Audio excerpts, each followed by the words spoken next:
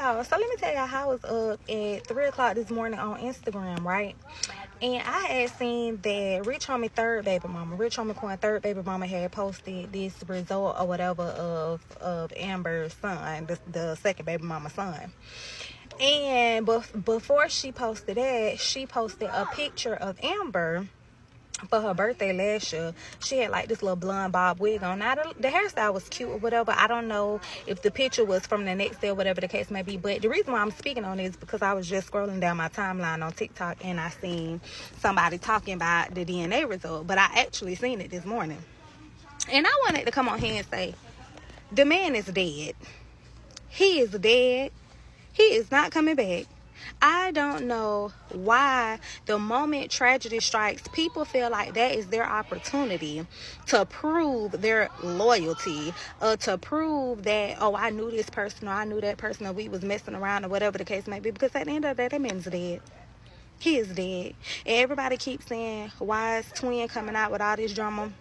But truth be told, I remember Twin back in 2015 coming out, talking about she was going to beat her baby daddy, baby mama A, and she was talking about Amber. So I don't know what the vendetta is between Amber and Twin. I don't know. I'm not sure, because Amber, it does not seem like she feeds into it from her Instagram platform.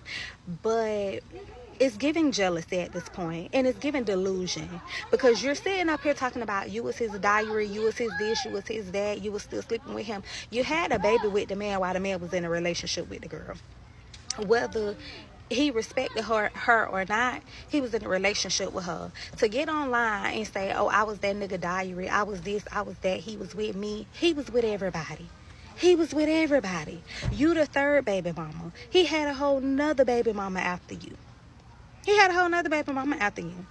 He had a whole daughter after you had your son from him. And then he turned around and had another baby with Amber. Whether, you're coming out saying that it ain't his baby or whatever the case may be, he said it was his baby. The baby got his last name. He probably signed that baby birth certificate. He said it was his baby. At the end of the day, he's dead now, so it doesn't matter. He's not conducive to anybody at this point because he's dead and gone. Another thing, he didn't have a respect for any of them. I keep seeing people say, oh, Amber was the one that he loved. Amber was the one that he was with. Yes, he was with Amber. He was with Amber for 15 years. 15 years is a long time. And I feel bad for Amber. I do. I feel bad for Amber in a sense of what's going on now. I feel bad for Amber that, you've been a part of this man's life for 15 years. You've been loyal to him. I heard that he said she was the one who paid for Type of Way to be pushed on the radio. It was said that he said in one of his interviews, she was the reason why that song had been pushed and even put out on the radio. So you've been with this man since he was broke, homie Quan, okay? You've been with him since he was broke, when he was kicking in doors, when he was skipping school, whatever the case may be. You done been with him for a long time. Your entire adulthood, you've been with this man. And to be betrayed by this man, your whole relationship of him being who he became, you were getting cheated on, and you accepted that, and you took that junk in stride. Like, literally took it in stride. It ain't too many people out here that's gonna do that.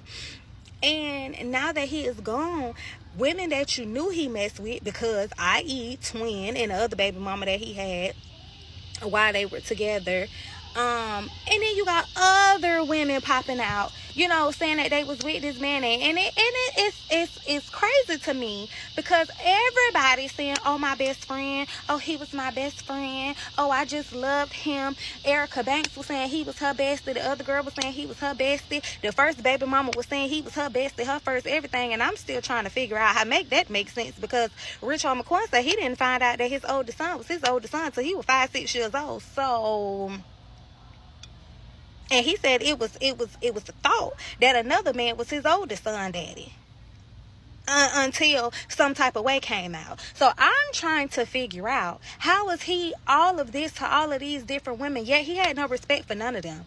He had no respect for none of them women. He didn't respect Amber. Yes, Amber was the one that he stayed with. Yes, Amber was the one that was living with him. But if you want to be honest, Amber was getting the worst end of the stick. She was getting the worst end of the stick. Yes, she was financially taken care of. Yes, she probably was able to get whatever it was that she wanted whenever she wanted to get it. But she got the worst end of the stick. He didn't respect her. He didn't respect the other baby mama. He didn't respect the other baby mama. He didn't respect the other baby mama. And he didn't respect none of these women that bust out the gate when he died. And the family, you know, that family remind me of my baby daddy family. It do. It remind me of my baby daddy people. But you can't even be mad with people. You can't be mad with people because at the end of the day, their loyalty is going to lie with their family. Yeah, his sister posted something and was like, yeah, you know how I was coming about you. It ain't matter who I seen you with or what I seen. I ain't seen nothing when they asked me. You know, I ain't never really been that type of sister. You know what I'm saying? I'm not gonna get in your business, but I couldn't see me being close with somebody who my brother was in a relationship with, and he just out here cheating, and I'm gonna be down for that. Like, I ain't one of them sisters. I'm sorry. I'm not here for it. I don't think it's cool. I don't want it done to me. If I had a daughter, I wouldn't want it done to her. I wouldn't want it done to my sister. And so I don't get down with that. But his sister said that. She said that after he passed away. But yeah, for his family to put all of those women in the obituary, even how at the funeral, how I'm finna call that man Funny Mike, Big Mike, whatever Mike it is, got up there and talked about all the women in here and he loved the women, and then the other man got right up there after that talking about how he loved women. Like, it was kind of like a slap in the face. It was giving very much patronizing, as if they were patronizing her. You know what I'm saying? Like, all the baby mamas was already there as it was, as they should have been. They got kids, but it was patronizing because for her to have been in a relationship with that man for 15 years, they totally disregarded her. Like, they really did. They totally disregarded her feelings, and they disregarded her as a whole. Like, they disregarded her. He disregarded her. He had no respect for her. They had no respect for her. And they do. It reminds me a lot of my baby daddy people. Like, boy, be careful with who you be getting close to. You be thinking that you be close to them people, and then when some issue go down, like what happened, or something traumatic goes down, because I've experienced it firsthand, the whole family give you they behind the kiss, and that's not a good feeling. Like, it just doesn't feel good. It doesn't feel good. But like I said, at the end of the day, their loyalty, of course, lies with their family member. But all this carrying on over this man, the man is dead. Man ain't even been dead a month.